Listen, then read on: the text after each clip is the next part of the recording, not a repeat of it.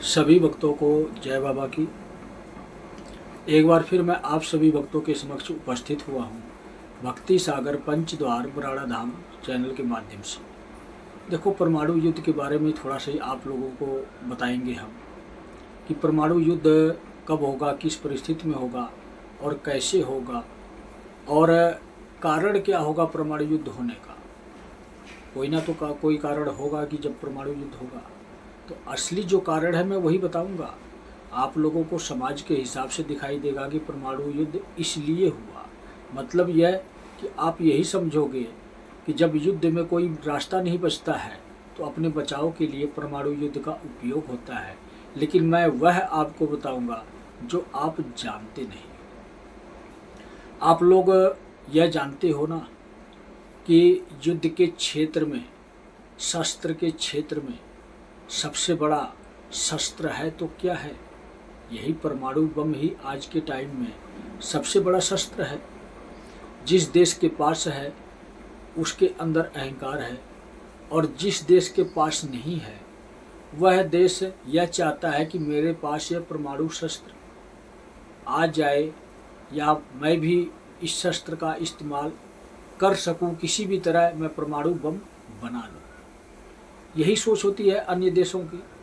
तो वह अपनी सुरक्षा के लिए परमाणु शस्त्र अपने पास रखना चाहते हैं। लेकिन जिसके पास है उसके अंदर अहंकार है कि मेरे पास परमाणु बम है, मेरा कोई कुछ नहीं बिगाड़ सकता है। तो जो पहले अहंकार करता है उसके ऊपर ही पहले परमाणु बम गिरता है, यह समझो आप लोग। तो संकेत मैंने आप लोगों को क्या दिया है कि परमाणु बम गिरने का समय जल्द ही आने वाला है। ऐसी परिस्थिति तैयार होगी कि एक परमाणु बम गिरेगा और इसी 3 महीने के अंदर गिरेगा, और किस देश पर गिरेगा यह आप देखना। लेकिन संकेत आपको दिया जाएगा, उदाहरण आपको दिया जाएगा, आपको यही समझाया जाएगा कि जैसे पहले के समय में सिनेमा घर में फिल्म शुरू होने से पहले प्रचार किया जाता है, पोस्टर लगाया जाता है कि यह फिल्म सिनेमा हॉल पर इस वक्त इस समय पर दिखाई जाएगी। तो वैसे ही पहले के टाइम में टेलीविज़न में भी फिल्म आने से पहले, शुरू होने से पहले, चालू होने से पहले आप लोगों को झलक के रूप में दिखाया जाता था कि यह फिल्म इस समय पर, इस दिन टेलीविज़न पर, इस चैनल पर आएगी। तो वैसे ही तो आप लोगों को मैं समझा रहा हूँ, वैसे ही तो आप लोगों को मैं बता रहा हूँ कि यह परमाणु युद्ध भी होगा। लेकिन एक परमाणु युद्ध पहले होगा, मतलब एक परमाणु बम पहले गिरेगा। जिस देश पे गिरेगा वह उस देश के अंदर यह अहंकार हो जाएगा कि हाँ, मेरे पास परमाणु बम है, मेरा कोई कुछ बिगाड़ नहीं सकता। तो सोचो आप लोग क्या होने वाला है दुनिया में। परमाणु युद्ध की फिल्म का ट्रेलर आप लोगों को दुनिया में दिखाया जाएगा, और इसी 3 महीने के अंदर दिखाया जाएगा। कौन सा 3 महीना? मई, जून और जुलाई। इसी 3 महीने के अंदर दिखाया जाएगा। तो मेरा कहने का तात्पर्य क्या है? कहने का तात्पर्य ये है कि अभी तो विश्व युद्ध चल रहा है। अभी तो मिसाइल, बम, रॉकेट, ड्रोन या अन्य शस्त्र का उपयोग किया जा रहा है, अपने बचाव के लिए हर देश कर रहे हैं। लेकिन एक समय ऐसा आएगा कि यह सारे शस्त्र फेल हो जाएंगे। इसके बाद कौन सा युद्ध होगा?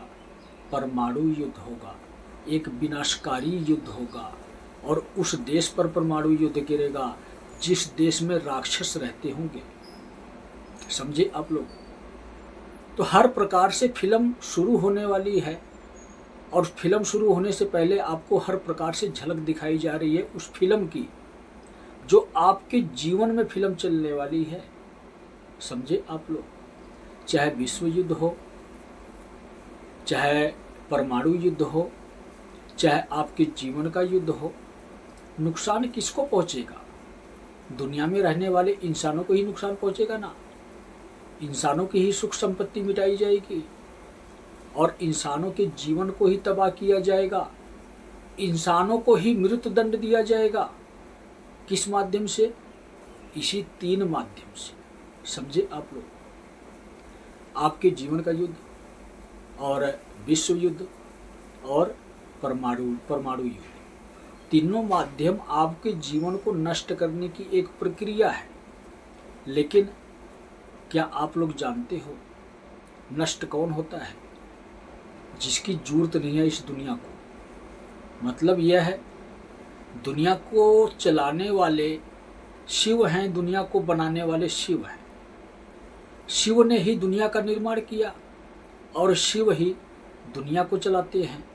तो मतलब शिव ही बताने के लिए भी आते हैं कि दुनिया ऐसे चलेगी और वह काम अपना वो कर गए। शंकर जी पार्वती जी बनकर आए थे तो दुनिया को चलाने की प्रक्रिया ही सिखाए थे कि दुनिया ऐसे चलेगी, अब मैं जा रहा हूँ और अब तुम लोग दुनिया को चलाओ। कौन? दुनिया में रहने वाले इंसान। लेकिन इंसान दुनिया को नहीं चला रहे हैं, अपने आप को चला रहे हैं। मतलब अपने शरीर को चला रहे हैं। सिर्फ आत्मा सोई हुई है, शरीर के सुख के लिए अनेकों प्रकार के बुरे कर्म कर रहे हैं इस कलयुग में। और 3 युग के बाद 4था युग आया है, कलयुग आया है, राक्षसों का युग आया है। और राक्षसों के साम्राज्य में रहते रहते यह इंसान भूल गए हैं कि हमारे अंदर ही भगवान है। जब इंसान भूल जाता है कि हमारे अंदर भगवान है तो वह इंसान राक्षस बन जाता है। और इस प्रकार के इस सोच के जो इंसान हैं वही तो मारे जाते हैं धर्म और अधर्म के युद्ध में। और कोई नहीं मारा जाता है। जो भगवान का भक्त होता है उसकी मृत्यु नहीं होती है, वही इंसान जीवित बचता है। तो आप लोगों ने देखा होगा कि हमारे भारत देश में अमन और शांति चल रही थी, लेकिन अन्य देशों में युद्ध चल रहा है। जहाँ पर तबाही हो रही है, जहाँ पर लोगों के घर बर्बाद हो रहे हैं, उजड़ रहे हैं, मकान नष्ट हो रहे हैं, सुख सुविधाएं नष्ट हो रही हैं, उनके जीवन पे क्या प्रभाव आ रहा है। आप उनसे कभी बात करो तब तो आप लोगों की समझ में आएगा। लेकिन आप भारत देश में रह रहे हो, आपके देश में शांति है, तो इसलिए आप समझते हो कि जो जैसे है वैसे ही रहेगा। तो आप नहीं समझते हो, आप यह समझते हो कि जो जैसे है वैसे ही रहेगा। लेकिन आपको यह समझने की आवश्यकता है कि यह दुनिया का परिवर्तन है।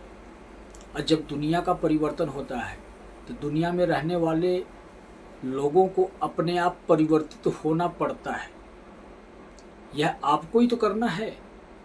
भगवान दुनिया को बनाए हैं तो वह दुनिया को बदल देंगे। मतलब कि इस दुनिया में जो सुख सुविधा है, जो अनेकों प्रकार की इस प्रकृति ने हमें विज्ञान के स्वरूप में सुख सुविधा दिया है, जो आपकी विज्ञान की तकनीक है, इंटरनेट की, मोबाइल की, टेलीविज़न की या अन्य किसी भी प्रकार की इलेक्ट्रॉनिक कुछ भी सुविधा आपके पास हो, विज्ञान के जितने भी उपकरण हैं, रोबोट से लेकर AI तक, बैंक सुविधा तक, या जो बड़ी बड़ी सुविधाएं आपके जीवन में चल रही हैं, कार, मोटरसाइकिल, जहाज या हेलीकॉप्टर या कुछ भी समझ लो आप लोग, तो यह सब दुनिया की सुख सुविधा है।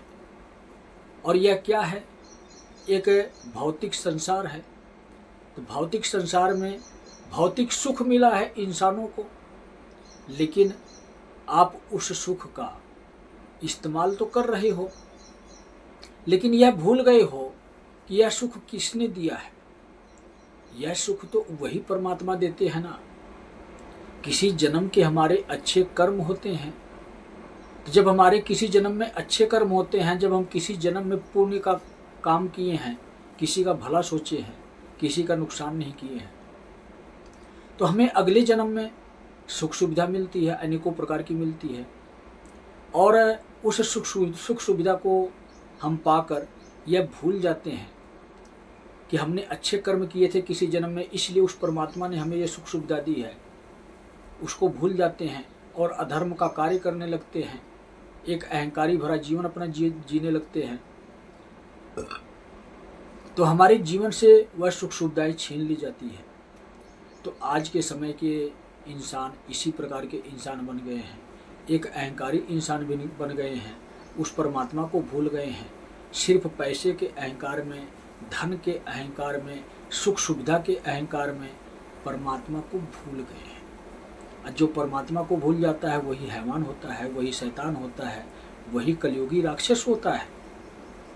और इस प्रकार के राक्षसों का अंत करने के लिए शस्त्र भी तो यही बना है। कौन सा शस्त्र? अलग अलग प्रकार के शस्त्र, अलग अलग प्रकार के इंसानों को नष्ट करने के लिए। मतलब ये जहाँ कम लोग अधर्मी इंसान हैं वहाँ पर बम मिसाइल का उपयोग होता है, या तोप का उपयोग होता है, बंदूक का उपयोग होता है, गोली का उपयोग होता है, अनेकों प्रक्रिया होती है। या उससे हटकर समाज के अंदर किसी भी प्रकार की दुख तकलीफ समस्या, ये भी तीनों यही शस्त्र है। तो इंसान के जीवन में ही परेशानी उत्पन्न होती है। लेकिन जहाँ सामाजिक तौर पर बहुत ही ज़्यादा मात्रा में राक्षस ही राक्षस रहते हों, मतलब राक्षसों की सोच के इंसान रहते हों, जैसे हमारे भारत देश में हर प्रकार की जाति धर्म है, हर प्रकार की सोच है, कहीं अच्छे हैं कहीं बुरे हैं तो कहीं कैसे हैं। लेकिन अन्य देशों में सभी लोग एक सोच के हैं, अन्य देशों में सभी लोग एक सोच के हैं। एक सोच का मतलब यह है कि जिस देश में मांसाहार का सेवन होता हो, जिस देश में भगवान का कोई अस्तित्व ही ना हो। भगवान कौन है? शिव है। जो इंसान शिव को भूल गया है, जिस देश में रहने वाले लोग शिव को भूल जाते हैं, तो वहाँ पर समझ लो कि राक्षसों का पूरा संगठन रह रहा है। जहाँ ऐसे ज़्यादा मात्रा में राक्षस हैं तो वहाँ कौन से शस्त्र का उपयोग होगा? अंदाज़ा लगाओ आप लोग। वहाँ बम मिसाइल थोड़ी गिरेगा, वहाँ तो परमाणु बम ही गिरेगा। तो जब परमाणु बम गिरेगा तो समझो आप लोग एक साथ कितने सारे राक्षस मरेंगे। इंसान के स्वरूप में ही तो राक्षस हैं। तो वही प्रक्रिया तो हमारे भारत देश में भी है। यहाँ भी तो राक्षस रहते हैं। और यह राक्षस, यह इंसान जो राक्षस के सोच के हैं, राक्षसों के प्रवृत्ति के हैं, उनके आधार पे अपना जीवन व्यतीत करते हैं। भगवान को भूल गए हैं, शिव को भूल गए हैं, एक पाखंड में अपना जीवन व्यतीत करते हैं। नाम लेने से कुछ नहीं होता है। आप जय हनुमान करो, जय श्री राम करो, जय श्री कृष्णा करो, जय श्री राधे करो, या अन्य किसी भी देवी देवता का नाम लो, शिवलिंग पर जल चढ़ाओ, ओम नमः शिवाय का जाप करो, शिव का नाम लो, उससे कुछ नहीं होता है। जब तक अपने आप को नहीं बदलोगे, जब तक अपनी सोच नहीं बदलोगे, जब तक अपनी विचारधारा नहीं बदलोगे, जब तक अपने आप को स्वयं एक सच्चा और अच्छा इंसान नहीं बनाओगे, अपने बुराइयों को जब तक आप नष्ट नहीं करोगे, तब तक आप जितना मर्जी भक्ति कर लो, किसी का भी नाम ले लो, आपके प्राणों की सुरक्षा नहीं होगी, आपके जीवन में किसी प्रकार की सुख सुविधा नहीं रहेगी, वह नष्ट होती चली जाएगी। समझे आप लोग? तो सत्य यही है, स्वीकार आपको यही करना है कि दुनियादारी के चक्रों से बाहर निकलना है, समय चक्र के साथ चलना है। समझे आप लोग? समय चक्र कौन है जानते हो आप लोग? शिव समय है और काल चक्र है। तो शिव समय का मतलब होता है कि शिव दुनिया को चलाते हैं, और काल चक्र का मतलब होता है कि वह शिव काल बनकर आते हैं और जो इंसान नहीं चलता है उसको हटाते हैं, मतलब नष्ट कर जाते हैं महाकाल बनकर। तो संकेत मेरा क्या है? संकेत मेरा यही है कि एक परमाणु युद्ध होगा। मतलब यह है कि एक ही परमाणु बम गिरेगा, 3 महीने के अंदर गिरेगा। सिर्फ यह दिखाने के लिए गिरेगा, सिर्फ यह बताने के लिए गिरेगा कि नहीं समझोगे तो ऐसे ही राक्षसों का वंश मिटाया जाएगा, राक्षसी इंसानों का वंश मिटाया जाएगा, किस किस देश में मिटाया जाएगा आपको अंदाजा नहीं है। अगर रोकना चाहते हो, अपने देश को बचाना चाहते हो, तो आपको शिव को स्वीकार करना है, सत्य को स्वीकार करना है, असत्य का परित्याग करना है, अपने अंदर की बुराइयों को मिटाना है। अगर आप यह कार्य करते हो तो आपका देश बच जाएगा। और उसी प्रकार से भारत देश में जब इतने प्रकार के लोग रहते हैं तो अच्छे भी रहते हैं, बुरे भी रहते हैं। जो अच्छे रहते हैं तो उनको और अच्छा बनना है। मतलब यह है कि जो भगवान की शरण में रहते हैं, मांसाहार का सेवन नहीं करते हैं, लेकिन पाखंड की दुनिया में अपना जीवन व्यतीत करते हैं ना, तो इस पाखंड से बाहर आना है, इस धर्म शास्त्र ग्रंथ और पुराणों से बाहर आना है, धार्मिक धर्म गुरुओं से बाहर आना है। समझे आप लोग? क्योंकि आज के समय में जितने भी धार्मिक धर्म गुरु हैं वह सभी लोग कलयुग के नियम के आधार पर अपना जीवन व्यतीत कर रहे हैं। जो शिव युग के नियम समझाए, समझे आप लोग, वही सतयुग के हिसाब से धर्मयुग लाने की कोशिश कर रहा है और वही धर्म गुरु है। यही सत्य है। कलयुग के आधार पर, धर्म शास्त्रों के आधार पर जो इंसान ज्ञान दे वह आपकी सुरक्षा नहीं कर सकता। जो इंसान शिव युग के आधार पर ज्ञान दे, शिव की शरण में जाने के लिए आपको बोले और स्वयं पर भरोसा रखने के लिए आपको बोले, जो इंसान सीधा सीधा यह कहता है कि मैं कुछ नहीं कर सकता, जो कुछ भी करेंगे शिव करेंगे, शिव की शरण में रहो, सच्चे इंसान बनो, वही गुरु धर्म गुरु है। बाकी अन्यथा जितने भी धार्मिक गुरु हैं ना, वह धर्म गुरु नहीं है, वह एक पाखंडी है। तो अगर कोई पाखंडी उस पाखंड का त्याग कर देता है, सत्य को स्वीकार कर लेता है, शिव की शरण में स्वयं भी चला जाता है और अपने पास रहने वाले भक्तों की शिव की शरण में चलने के लिए कहता है, तो उसको क्षमा दान भी है, जीवन दान भी है, सब कुछ है। लेकिन समय से पहले, समझे आप लोग, तो बहुत सारी विकट परिस्थितियां समाज में उत्पन्न होने वाली हैं। परमाणु बम गिरेगा तो सिर्फ यही दिखाने के लिए, यही समझाने के लिए कि अब भी नहीं समझोगे तो जब अब की गिरेगा तो सब कुछ सफाया हो जाएगा, अधर्मियों की दुनिया ही समाप्त हो जाएगी, इस प्रकृति की सुख सुविधा ही सारी समाप्त हो जाएगी। बचेगा तो कौन बचेगा? अधर्मी इंसान बचेगा, और वह भी कहाँ पर बचेगा जानते हो आप लोग? सिर्फ भारत देश में बचेगा। और भारत देश के इंसान अगर नहीं समझेंगे तो जब दूसरी बार नंबर पड़ेगा, मतलब यह बाहर के देशों को दिखाया जाएगा एक परमाणु युद्ध के बम के माध्यम से कि संभल जग सकते हो तो संभल जाओ, और नहीं संभलते हो तो तैयार हो जाओ मरने के लिए। वैसे ही भारत देश वालों को भी यही बताया जा रहा है, समझाया जा रहा है कि यह अग्नि का तांडव चल रहा है, शिव का तांडव चल रहा है। जब शिव का तांडव होता है तो प्रकृति में अग्नि का तांडव होता है, मतलब जगह जगह आग लगती है। किस प्रकार से लगती है, कैसे लगती है, आपके समझ में नहीं आता है। आप तो यह समझते हो कि किसी ने आग लगाई होगी, आप तो यह समझते हो कि कोई शॉर्ट सर्किट हुआ इसलिए आग लग गई, लेकिन आपको यह समझना चाहिए कि शिव क्रोधित हो रहा है इसलिए आग लग रही है, इसलिए विनाश की कहानी लिखी जा रही है। यही तो आपको दिखाया जा रहा है कि हमारे भारत देश में 21 अप्रैल के बाद शिव अपना क्रोध व्यक्त कर रहे हैं, अपने भारत देश में रहने वालों के प्रति व्यक्त कर रहे हैं, यह समझा रहे हैं, यह इशारा कर रहे हैं, यह दिखा रहे हैं कि समझ जाओ। अब नहीं समझे तो कभी नहीं समझोगे। एक मई से, जैसे 3 घंटे की फिल्म आप देखते थे पहले, तो अब वह 3 घंटे की फिल्म प्रत्यक्ष रूप में, जो पहले आप सिनेमा हॉल में देखते थे, पर्दे पर देखते थे, जो पहले आप टेलीविज़न में देखते थे, स्क्रीन पर देखते थे, वह अब आप प्रत्यक्ष रूप में देखो, मई जून जुलाई में देखो, वह महाकाल के तांडव का स्वरूप प्रकट होगा, पृथ्वी प्रकट होगा। आपके जीवन में तांडव चलेगा, इस दुनिया में विनाश होगा और इस विनाश की लीला में अधर्मियों का नाम लिखा जाएगा कि यह इंसान परलोक सिधार गया। समझे आप लोग? तो बड़े बड़े अधर्मी इस 3 महीने के अंदर मरेंगे।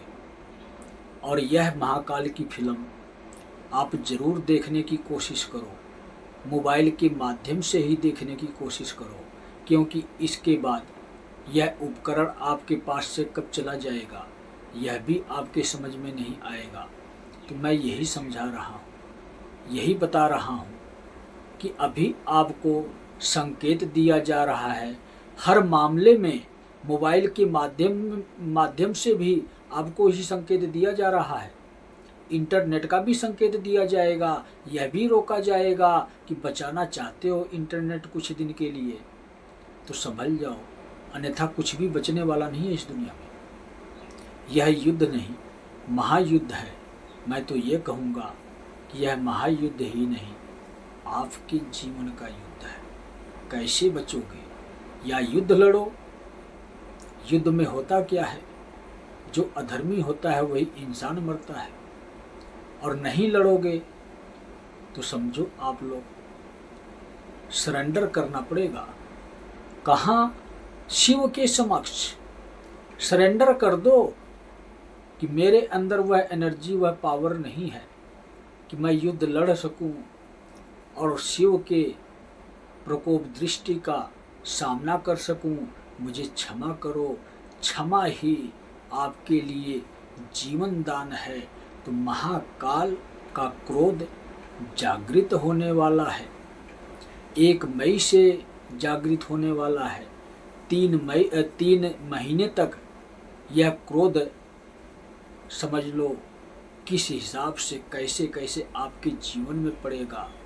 यह तांडव ही नहीं, महातांडव होगा। जब महातांडव होगा तब समझो आप लोग आपके जीवन में विनाश की कहानी लिखी जाएगी। जब विनाश की कहानी लिखी जाएगी तो यह भी समझो आप लोग तांडव के बाद तीसरा नेत्र खुल जाता है शिव का। समझे आप लोग? और तीसरा नेत्र जब खुलता है तो सब कुछ भस्म। तो इच्छा आपकी है, किस प्रक्रिया से समझोगे, कैसे समझोगे। मेरे समझ में तो नहीं आता है कि आप कैसे समझोगे। नहीं समझोगे तो मैं समझाऊंगा भी नहीं आपको, बताऊंगा भी नहीं आपको, लेकिन आपके प्राण हर कर जरूर ले जाऊंगा। सिर्फ यही बताता हूं मैं आप लोगों को कि नहीं समझोगे तो आपके प्राण हर कर ले जाऊंगा। जानते हो क्यों? पूरी दुनिया की जिम्मेदारी मेरी है। मैं ही वह शिव हूँ, मैं ही वह काल पुरुष हूँ जो महाकाल बनता हूँ। और महाकाल का रोल है इस पृथ्वी पर। जहाँ महाकाल होते हैं वही महाकाली होती हैं, क्योंकि आप तो जानते हो कि शिव जहाँ होते हैं वही तो शिव की शक्ति होती है। तो शिव अपनी शक्ति से जुदा नहीं है, उसी शक्ति के माध्यम से ही तो दुनिया में अधर्म मिटाएंगे और उसी शक्ति के माध्यम से ही तो दुनिया में भक्तों को सुरक्षा प्रदान करेंगे। तो यह तो सोच, यह विचारधारा आपकी होनी चाहिए ना कि आपको क्या चाहिए, सुरक्षा चाहिए या असुरक्षा चाहिए। अगर आपको असुरक्षा चाहिए तो आप आज़ाद हो, कलयुग के आधार पर अपना जीवन व्यतीत करो। शिव की शरण में कभी ना जाओ, अपने अन्य धर्म गुरुओं की शरण में जाओ, पाखंडियों की शरण में जाओ। मैं क्यों कहूँगा कि आप मेरे पीछे आओ। समझे आप लोग? मैं कभी नहीं कहूँगा आप लोगों को, मैं आप लोगों के पीछे आने के लिए आया हूँ। मैं भी तो देखूँ कहाँ तक जाओगे। जहाँ तक जाओगे वहीं तक आऊँगा और तुमको मिटाकर ही आऊँगा। इतना याद रखना आप। अगर आप अधर्मी हो तो कहीं भी बचने वाले नहीं हो। कहीं आप यह समझते हो कि मैं ब्रह्मा की शरण में चला जाऊं तो मैं बच जाऊंगा। ऐसा कोई इंसान नहीं है जो मुझसे बच सके, एक काल पुरुष से बच सके। क्यों जानते हो किसके संरक्षण में रहता है काल पुरुष? महाकाल की संरक्षण में रहता है।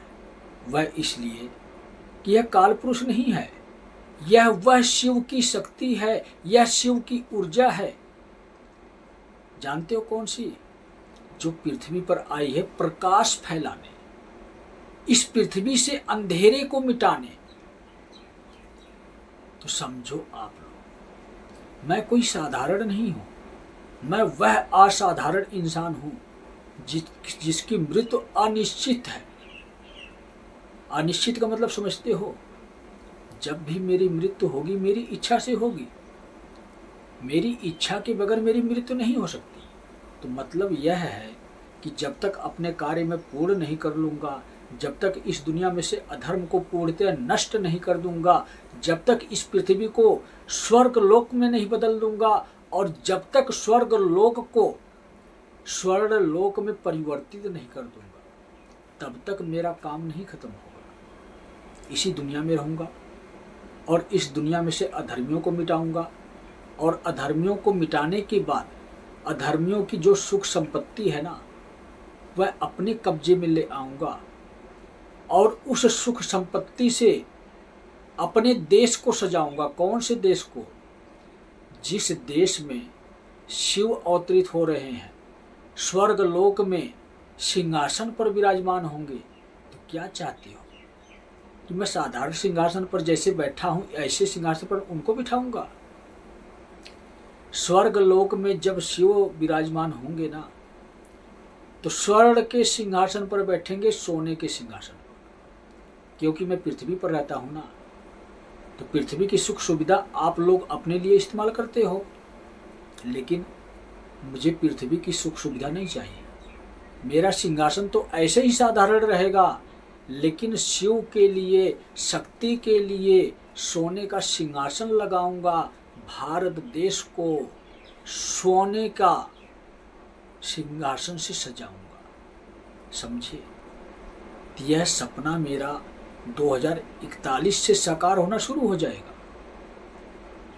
सत्य है यह। आप लोगों को कहानियां समझ में आ रही है ना कि यह कहानी है, लेकिन जो अध्यात्म की आंखों से देखेगा उसको नजर आएगी यह कहानी है कि यह सत्य घटना होने वाली है।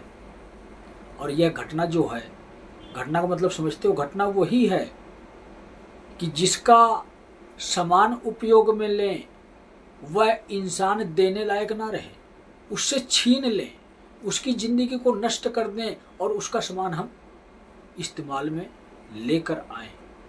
शिव ने ही पूरी दुनिया में सब कुछ दिया है, सुख सुविधा से लेकर सब कुछ। और शिव कहते हैं कि अगर सत्य के मार्ग पर चलोगे तो सुख सुविधा आपकी बरकरार रहेगी। शिव कहते हैं कि अगर असत्य के मार्ग पर चलोगे तो आप यह भूल जाओ कि आपके पास यह सुख सुविधा रहे। मैं वही शिव तो हूँ। इंसान भूल चुका है ना कि मुझे किस मार्ग पर चलना चाहिए। असत्य के मार्ग पर चल रहा है। तो जब असत्य के मार्ग पर चल रहा है, जब अपने स्वार्थ के लिए अपना जीवन व्यतीत कर रहा है, जब इस दुनिया में रहने वाले गरीब उसको नहीं दिखाई देते हैं, तो फिर क्या करूंगा मैं आप लोगों के साथ? वही करूंगा ना कि आपकी सुख सुविधा छीन लूंगा। वही करने के लिए तो आया हूं। आप लोगों के यह समझ में नहीं आता है कि इस दुनिया में जितने भी जीव जंतु प्राणी इंसान जो कुछ भी बनाए गए हैं ना, तो सतयुग में सबके हिस्से का सबको दे दिया गया था सुख सुविधा। लेकिन जो इंसान बुरे कर्म करते थे, तो बुरे कर्म करने के बाद उनके जीवन में दुख आ गया और उनके हिस्से का धन कहाँ गया, सुख सुविधा कहाँ गई? वह और किसी के हिस्से में चली गई जिसने अच्छे कर्म किए। तो अपना कर्म तो आप खुद बिगाड़े हो। आपने खुद ऐसा कर्म किया है कि आप अमीर से गरीब बन गए। तो वही प्रक्रिया चल रही है आज के समय में, इस कलयुग में। अगर इस दुनिया में कोई कहावत है ना कि भूखा नंगा है तो क्यों है, दुखी परेशान है तो क्यों है, गरीब लाचार है तो क्यों है? इस समाज में इसीलिए है कि अधर्मी इंसान दूसरे का छीन कर खा रहा है, एक गरीब को सता रहा है, छल कपट के माध्यम से धन कमा रहा है और अपने जीवन को विकसित बना रहा है। उसको यह नहीं दिखाई दे रहा है कि इस दुनिया में संसार में कोई गरीब है तो उस बेचारे की भी मदद करें, थोड़ा पुण्य भी कमाएं। हम अच्छे कर्म हमने पिछले जन्म में किए तो इस जन्म में अमीर बन गए, लेकिन अमीर बन गए तो यह भूल गए कि हम भी कभी गरीब थे, अच्छे कर्म किए तो आज अमीर बने हैं, और आज बुरे कर्म कर रहे हैं तो कल फिर गरीब बनेंगे, यह भूल गया है। तो वही काम करने आया हूँ मैं, जिसका हक है उसको दिलवाने आया हूँ। तो अगर आपने गरीबों का हक खाया है तो कैसे आप यह सोचते हो कि मेरे पास मेरा धन रहेगा? वह तो आपका है ही नहीं, वह तो आप दूसरों का छीन कर खाए हो, छीन कर अपनी दुनिया बनाए हो। तो मैं छीनने आया हूँ अधर्मी इंसानों के जीवन से धन दौलत सुख संपत्ति, और जितनी जिसको आवश्यकता है उस तक उतनी पहुँचा दूंगा, और जितना फालतू होगा वह सब उठाकर स्वर्ण लोक बनाने में लगा दूंगा। कहाँ पर? जहाँ पर शिव का सिंहासन लगेगा, सोने का सिंहासन लगेगा, और वहाँ पर शिव का दरबार लगेगा, मतलब वहाँ पर न्याय होगा। आप लोगों को दिखाई नहीं देगा, अगर आप अधर्मी हो ना तो आपको नहीं दिखाई देगा कि शिव वहाँ पर बैठते हैं सिंहासन पर, शक्ति वहाँ पर बैठती हैं सिंहासन पर, निराकार स्वरूप में बैठती हैं सिंहासन पर, लेकिन दिखाई भी देते हैं। किसको दिखाई देते हैं जानते हो आप लोग?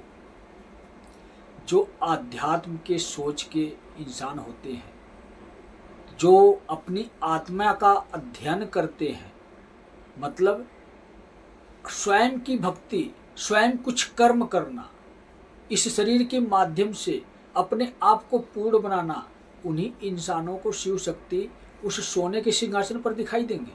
समझे आप लोग? अन्यथा आप लोगों को पाखंड ही दिखाई देगा, अन्यथा आप लोगों को अधर्मी इंसान ही दिखाई देगा। जिस प्रकार से इस समय पर मैं आपको अधर्मी इंसान दिखाई दे रहा हूँ ना, उसी प्रकार आपको उस समय भी अधर्मी इंसान दिखाई दूंगा। लेकिन सन 2041 में ना वह टाइम ही बदल चुका होगा। उस टाइम पर, उस समय पर सभी इंसान पूर्ण हो चुके होंगे, सबके पास दिव्य दृष्टि आ चुकी होगी, सभी लोग देवी देवता से बात करने वाले इंसान होंगे। इसलिए वह इंसान सहयोग करेंगे, मदद करेंगे, शिव का सिंहासन लगवाएंगे, शिव का साम्राज्य बनाएंगे और शिव की दुनिया बनाएंगे, वो भी सोने की दुनिया। कौन सी सोने की दुनिया जानते हो आप लोग? पिछली वीडियो में बताया था आप लोगों को ना, इसमें भी बता देता हूँ थोड़ा सा। जिस प्रकार से सोने की लंका बनाए थे शिव जी, किसके लिए? पार्वती जी के लिए। शंकर जी ने पार्वती जी के लिए सोने की लंका का निर्माण करवाया, लेकिन वह लंका कलयुगी इंसान मांग कर लेकर गया। मतलब कलयुग के जो सोच विचारधारा के इंसान है ना, राक्षसी प्रवृत्ति के, तो वही राक्षसी प्रवृत्ति का इंसान मांग कर ले गया। कौन? रावण। और उसके अंदर यह अहंकार आ गया कि मेरे पास सोने की लंका है और मेरे पास शिव की शक्ति है, मतलब मैं शिव भक्त हूँ, मेरा कोई दुनिया में कुछ बिगाड़ नहीं सकता। समझे आप लोग? अहंकार आने के कारण शिव ने हनुमान जी बनकर उसकी लंका का अंत कर दिया और श्री राम जी बनकर उस अहंकार का अंत कर दिया। तो शिव जी ने ही तो अहंकार का नष्ट किया। तो इस कलयुग में वही अधर्मी इंसान जो सोने की लंका बनी हुई थी ना, वह सोना तो इसी पृथ्वी पर ही है, चाहे जमीन के अंदर हो, चाहे जमीन के बाहर हो, चाहे आपके जीवन में हो, वही सोना है। इस पृथ्वी पर उतना ही सोना है जितने में लंका बनी थी। समझे आप लोग? और अब वही सोना अधर्मियों के जीवन से एकत्रित किया जाएगा और भारत देश को स्वर्ण लोक बनाया जाएगा, संपूर्ण विश्व का व्यवस्थापक बनाया जाएगा। समझे? संपूर्ण विश्व की व्यवस्था भारत देश से चलेगी और भारत देश में स्वयं शिव विराजमान होंगे और उसी को कहते हैं कि स्वर्ग लोक पृथ्वी पर अवतरित हो रहा है। तो जिस देश में शिव रहेंगे उस देश के लोग कैसे रहेंगे आप लोग अंदाजा नहीं लगा सकते हो। 2041 की में यह समय शुरू होगा, 2031 तक विनाश की कहानी लिखी जा रही है और इसके बाद आखिरी बार लिखी जाएगी, उल्टी गंगा बहेगी। मतलब यह है कि नदी का पानी आपने समंदर में जाते हुए देखा है, लेकिन समंदर का पानी अब की बार नदी में आते हुए आप लोग देखोगे। मतलब यह है कि नदी आपके घर तक पहुंचेगी, आपको नदी तक जाने की आवश्यकता नहीं है, नदी आपके घर तक पहुंचेगी। समंदर नदी को लेकर आए हैं। मतलब आपके जीवन में कुछ भी नहीं बचेगा, जितने भी अधर्मी इंसान हैं। तो 2031 के बाद इस प्रकार की प्रक्रिया होनी है। इसके बाद व्यवस्था बनना शुरू हो जाएगी, लोगों के जीवन में सुख शांति आना शुरू हो जाएगी, विनाश की कहानी समाप्त हो चुकी होगी, एक नए युग की व्यवस्था बनाना शुरू हो जाएगी और युग में रहने वाले इंसानों को व्यवस्थित करना शुरू हो जाएगा। समझे आप लोग? तो आपके जीवन में अगर सुख आएगा तो 2031-32 के बाद ही आएगा। 31 से लेकर 33 तक विकट परिस्थिति है। 33 के बाद कुछ भी दुनिया में परिवर्तित नहीं होगा। जो भी परिवर्तित होगा अच्छा ही अच्छा होगा, कुछ भी बुरा नहीं होगा। और इस बुरे से बचने के लिए अगर आप चाहते हो कि मैं जीवित रहूं तो आपको बुराई से बचना पड़ेगा, अपने अंदर की बुराई को निकालना होगा, शिव को समर्पित करना होगा, शिव युग के नियमों पर आपको चलना होगा। तब ही अपने आप को बचा पाओगे, तब ही आपके जीवन में सुख सुविधा रहेगी। अन्यथा अधर्मियों की दुनिया मिटाई जा रही है। दुनिया में जितनी भी प्रकार की सुख सुविधा है यह भौतिक सुख सुविधा है। भौतिक सुख सुविधा मिटाई जा रही है तो दुनिया में रहने वाले इंसान भी मिटाए जाएंगे। जो कलयुग के आधार पर अपना जीवन व्यतीत करते हैं उन इंसानों को भी मिटाया जाएगा। अगर आप मिटना चाहते हो तो अपने रीति रिवाज में फंसे रहो, अगर आप बचना चाहते हो तो कलयुग के नियमों से बाहर निकलो, कलयुग की दुनिया से बाहर निकलो। सत्य की दुनिया आपके अंदर है और उस दुनिया में प्रवेश करने की कोशिश करो। उस दुनिया की चाबी मेरे पास है। समझे आप लोग? जो सत्य की दुनिया आपके अंदर है ना, उसकी चाबी मेरे पास है और उसी चाबी का नाम है शिव युग के 3 नियम। वो भी श्रेष्ठ ही नहीं, सर्वश्रेष्ठ नियम। सर्वश्रेष्ठ इसलिए होता है कि जो नियम ना हो तो उसके बिना अन्य कोई नियम काम ही ना करे। तो पहला सूत्र, आखिरी सूत्र है यही, आपके जीवन का सूत्र है यही, आपको जीवन को बचाने वाला सूत्र है यही। शिव युग के 3 नियम मेरे चैनल पर लगभग 90% वीडियो में मैं आप लोगों को नियम बताया हूँ, लेकिन इसमें भी बता देता हूँ। कोई बात नहीं, 1 मिनट और से ही। शिव युग के 3 नियम यही हैं कि सबसे पहला नियम आपका यह है कि शिवलिंग पर प्रतिदिन जल चढ़ाएं, प्रतिदिन ओम नमः शिवाय का जाप करें और प्रति महीने शिव के नाम का एक हवन करें। मेरे चैनल पर महादेव के महायज्ञ संपूर्ण विधि के नाम से वीडियो मिलेगी। ना पैसा लगता है, ना खर्चा लगता है, थोड़ी सी सामग्री में काम हो जाता है। वो भी हमारे जीवन का काम तमाम हो जाता है। जो बुराइयां होती हैं वह नष्ट हो जाती हैं। लेकिन यह करने के लिए ना आपको एक वचन देना होगा। सिर्फ यही वचन लूँगा मैं आपसे कि आप अपने बुरे कर्मों का त्याग करो, अपने अंदर की बुराइयों से बाहर निकालो, अपने अंदर की बुराइयों को बाहर निकाल कर फेंक दो, एक सच्चे इंसान बन जाओ। इसके बाद अगर शिव युग के 3 नियमों का पालन आपने कर लिया तो मैं कह रहा हूँ जीवन सफल हो जाएगा, आपका जीवन बच जाएगा, आपका संहार नहीं आपका उद्धार हो जाएगा, आपका तो कल्याण हो जाएगा। आप जैसा कर्म करोगे वैसा फल पाओगे। मतलब यह तो आपको निर्धारित करना है ना कि किस प्रक्रिया से शिव को प्रसन्न करोगे, कितना समय उनको दोगे। तो जितना समय दोगे उसी हिसाब से आपको फल मिलेगा, और जो सोच कर दोगे उसी हिसाब से आपको फल मिलेगा। मतलब यह है कि अपने स्वार्थ के लिए जल चढ़ाओ, ओम नमः शिवाय का जाप करो, हवन करो, तो आपको उतना ही मिलेगा। लेकिन निस्वार्थ भाव से करोगे, यह सोचकर करोगे कि हे परमपिता परमेश्वर, आपने जो मेरे जीवन में दिया है अच्छा बुरा, मेरे कर्मों के आधार पर दिया है, और मैं खुश हूँ, मैं प्रसन्न हूँ। बस यही विनती करता हूँ कि मेरी गलतियों को माफ़ कर दे और अपनी शरण में ले ले। तो अगर यह सोचकर आप शिव की शरण में जाओगे तो आपका उद्धार ही नहीं, कल्याण हो जाएगा। कल्याण का मतलब शिव मन इच्छा वरदान देते हैं, जो आपकी इच्छा है आपको वह वरदान मिलेगा। उसी बात को मैं कहता हूँ, बार बार कहता हूँ कि अगर आप मेरे दिल में बस गए ना तो आपको अमर बना दूंगा। समझे आप लोग, यह शिव युग है।